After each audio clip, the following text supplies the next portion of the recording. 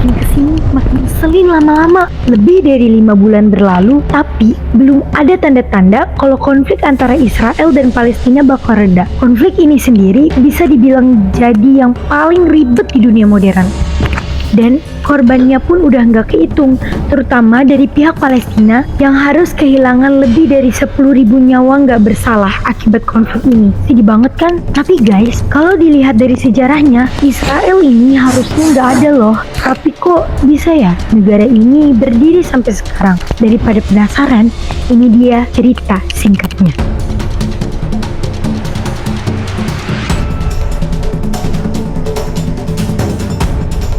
Sebenarnya awal terbentuknya negara Israel sekaligus munculnya asal bangsa Yahudi telah ada sejak lama. Tapi titik awal yang bikin negara ini berdiri dimulai sejak berakhirnya Perang Dunia I. Peristiwa besar tersebut ikut mencatat pembantaian terhadap sekitar 6 juta masyarakat Yahudi oleh Nazi Jerman, yang menjadi titik awal hijrahnya bangsa Yahudi ke tanah Palestina. Dari merdeka.com, hijrah ini sebenarnya termasuk ilegal guys, karena mereka masuk ke tanah Palestina tanpa izin, sekaligus mengklaim hak atas tanah tersebut yang aslinya juga bukan punya mereka. Hijrah tersebut jadi upaya mereka untuk terhindar dari penderitaan yang dialami selama di Eropa. Awalnya, permintaan mereka atas hak sebagian tanah Palestina ditolak oleh Kesultanan Ottoman saat itu yang menguasai daratan Palestina. Namun setelah Ottoman kalah di Perang Dunia I, pemerintah Inggris sebagai pihak tentara sekutu yang menang perang kemudian mengesahkan deklarasi Balfour yang isinya menjanjikan bangsa Yahudi mendapatkan hak atas tanah Palestina. Setelahnya banyak banget kerusuhan yang terjadi karena warga Arab yang nggak terima tanahnya dibagi buat masyarakat Yahudi.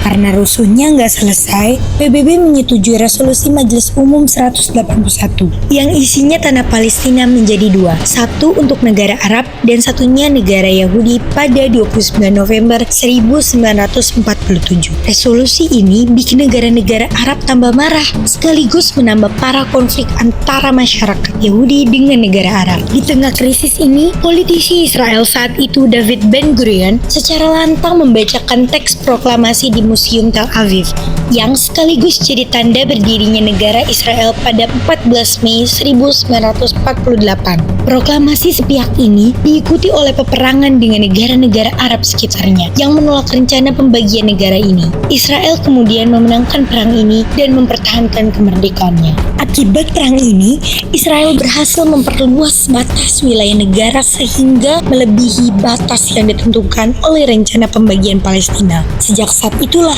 Israel terus-menerus berseteru dengan negara-negara Arab tetangganya, tak kecuali Palestina, yang menyebabkan peperangan dan kekerasan yang berlanjut sampai saat ini. Nah, itu dia sejarah singkat tentang Israel yang bikin kesel.